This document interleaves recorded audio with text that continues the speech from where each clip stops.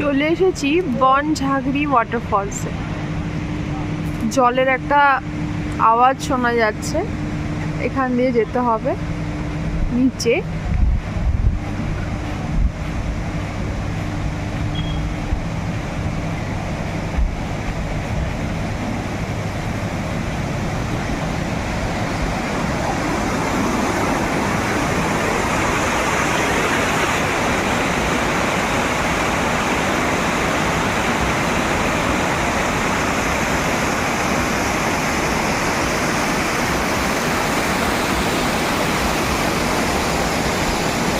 ঝর্ণার দিকে যেতে যেতে পথে এই ফলগুলো চোখে পড়ল।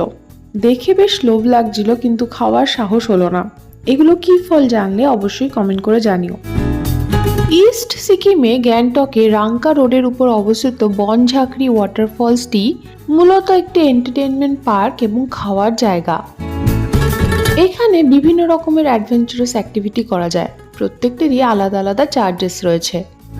তবে ফটো তোলা বা ভিডিওগ্রাফিতে কোনো রকমের চার্জেস ছিল না। ৯৮ ফিট ওপর থেকে জল পড়ে এই ঝর্ণার সৃষ্টি করেছে।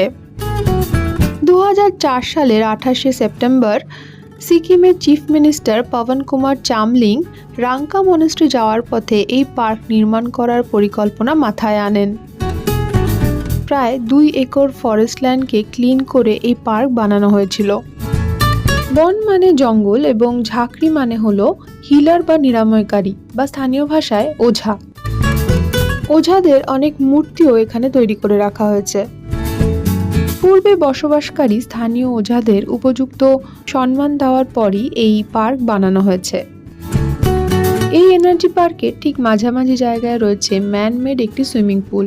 সুইমিং পুলের মাঝখানে রয়েছে একটি ড্রাগনের মূর্তি। স্টেজ এবং লাইটিং এর ব্যবস্থা দেখে মনে হলো এখানে বিভিন্ন নাইট শো বা নাইট পার্টি অর্গানাইজ করা যায়। নর্থ সিকিমের গ্যাংটক থেকে ৬ কিলোমিটার দূরে ন্যাশনাল হাইওয়ে 31 এর পাশে রয়েছে এই বনঝাগড়ি ফলস। এটি রাংকা মনেস্ট্রির বেশ কাছাকাছি অবস্থিত। তোমাদের সাথে আবার দেখা হবে আমার পরের ভিডিওতে। ততদিন সবাই খুব ভালো থেকো। এখন তবে আসি, বাই।